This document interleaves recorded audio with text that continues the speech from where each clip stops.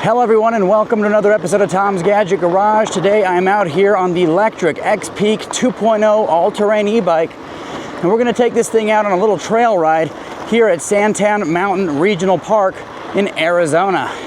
Now this particular bike I've covered across multiple videos on the channel, so if you're interested in taking a look at my Media Day event when they first announced this bike, or my first impressions ride, my range test, endurance hill climb test, any of that, I will include a link in the description below.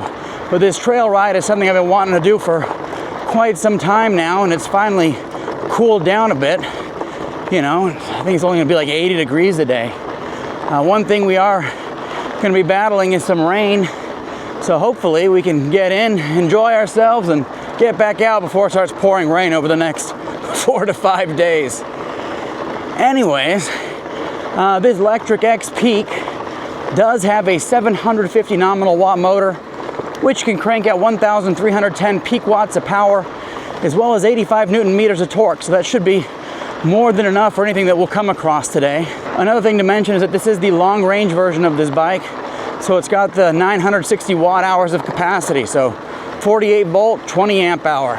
Something that I want to call out is that a lot of e-bikes in this price point, these all-terrain e-bikes, normally come with off-the-shelf, unbranded suspension components. Not so with this XPeak.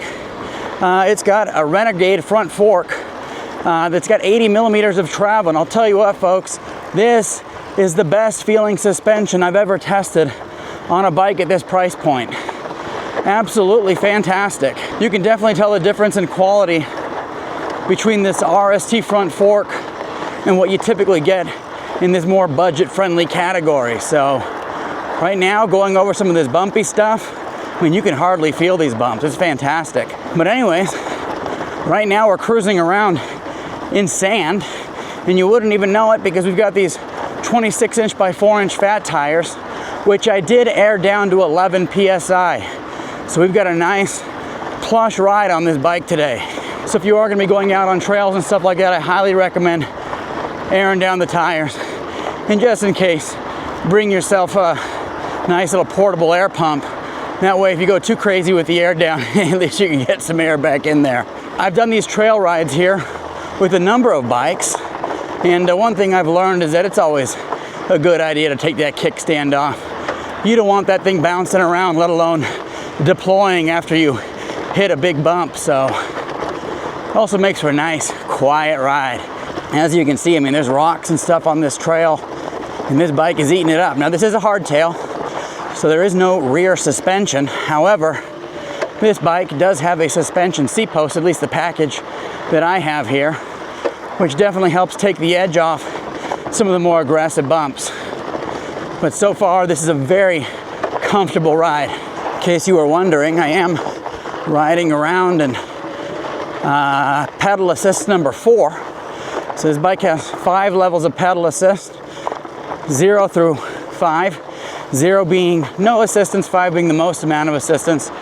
I threw it into 4 just so we have it there when we come up against some of these inclines.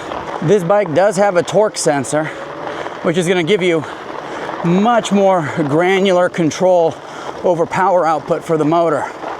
You know, I've taken a couple different cadence sensor bikes out here, and cadence sensors on trails are a little bit tricky because sometimes you need that like fine power delivery navigating through some tighter spaces, and with some cadence sensors they kind of lunge you forward, which is definitely disconcerting. So definitely happy that this XPeak 2 has a torque sensor on board.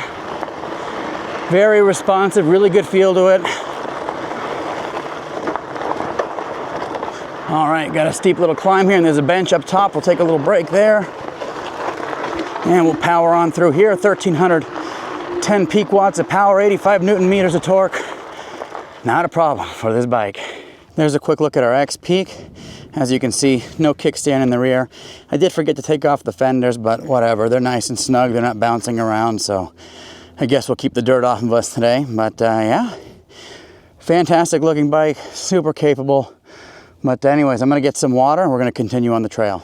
All right, so we're gonna head on back this way and take one of the other trails that's got a little more aggressive stuff we can cruise around on. Roll on through here. Even on this sandy stuff, these tires are gripping really well. Up and over some rocks. You know, with 11 PSI and these 26" by 4" fat tires, it's like we're driving on some balloons, you know? You can hardly feel anything.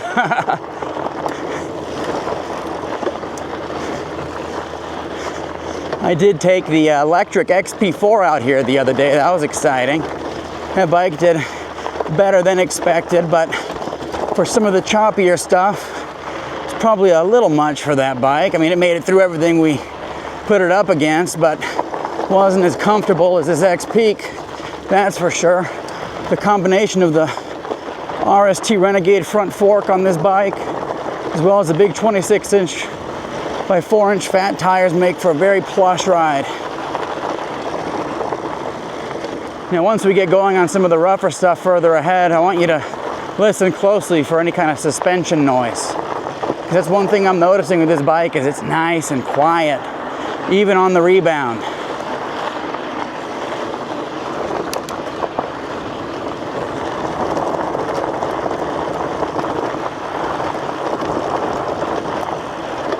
All right, this is the Hedgehog Trail. I think this got pretty gnarly last time I came here, but anyways, maybe that was a different one. We'll try it out.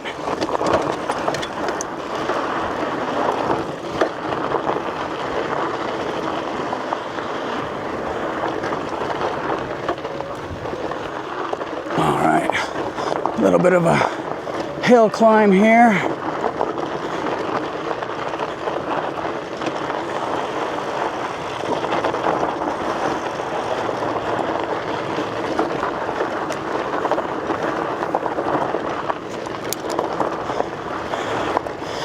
In terms of gearing, this bike does have a 46-tooth chainring.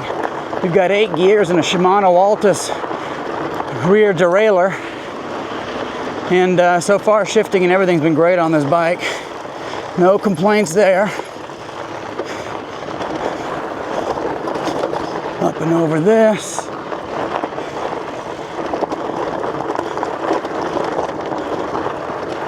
All right, looks like we got some rockier stuff up ahead. Still in pedal assist 4, and we are powering up.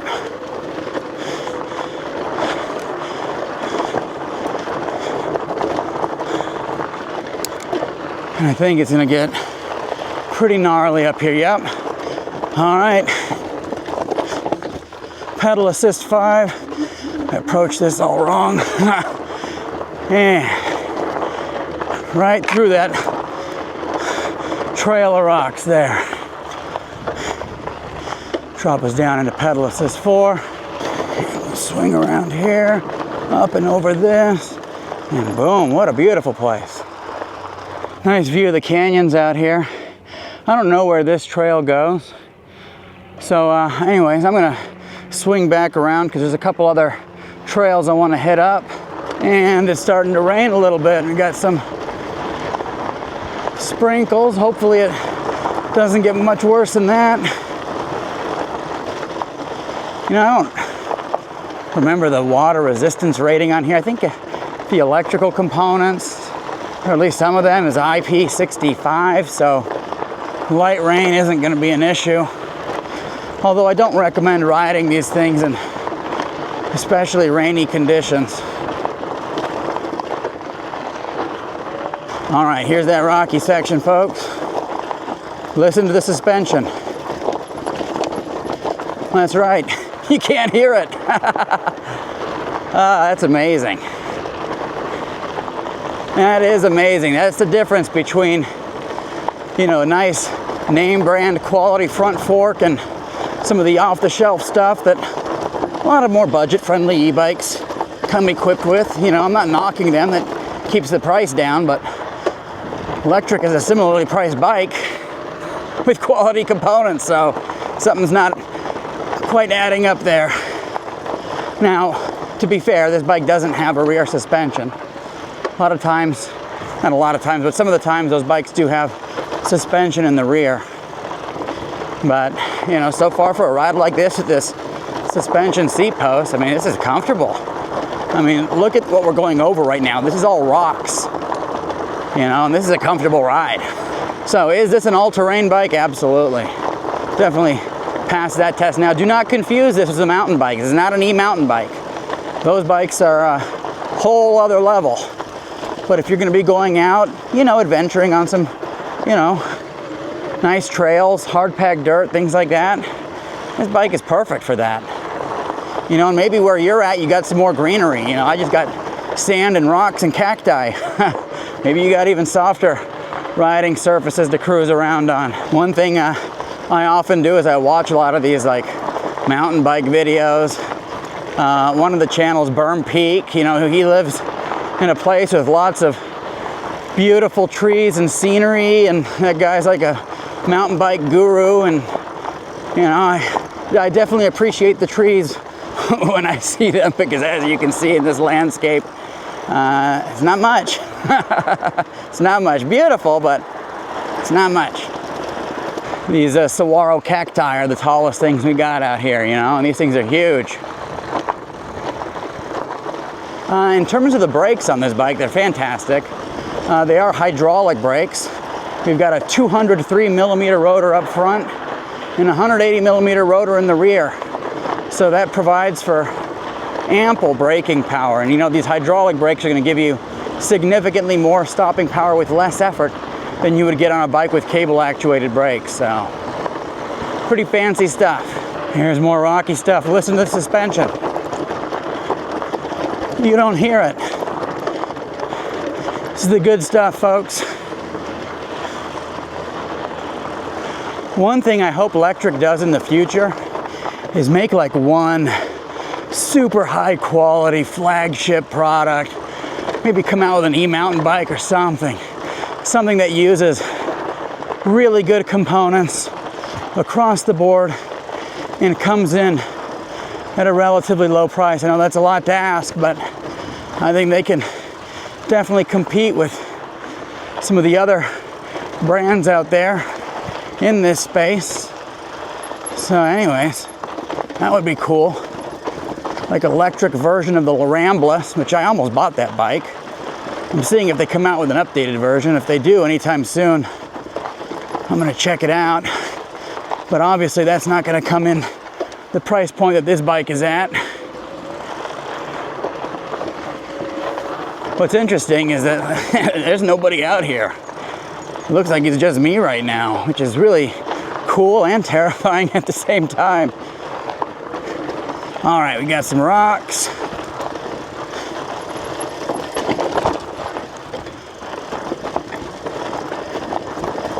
Brakes are doing a good job at allowing us to control our descent here. Beautiful.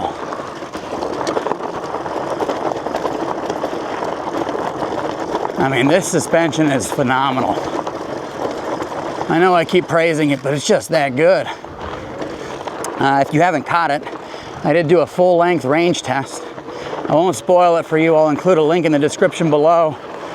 But this is the best range performance e-bike I've ever tested on this channel. Now, I still got to do a range test on the Expedition dual battery, but until I do that, this XPeak is the reigning king. Oh, and look at that. We got a nice wall of rocks and dirt here. Boom, right up and over. Pedal assist 4. There we go. More chop here. And here we go, going like 15, 16 miles an hour through all this crazy stuff. And this bike just plows over it. Like a 26 by 4 inch fat tire e-bike is huge. It's a big bike. It's basically a tank and plows over everything you come across. That's what I love about these things. If you're curious how I got this out here, I did load it up on my Destination e-bike rack, and definitely remove the battery anytime you transport these bikes on a rack. One, from a safety perspective, but two, it lightens the load and helps you stay under the weight limit restrictions for the rack.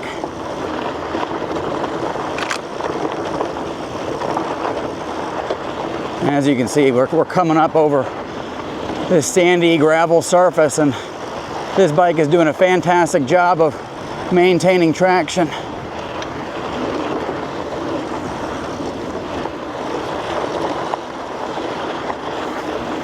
So, what do you think about the performance on this bike on the trail?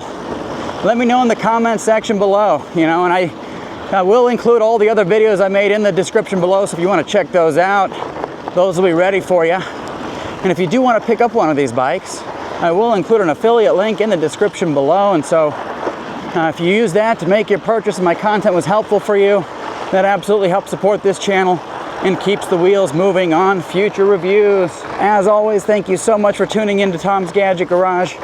We will see you next time.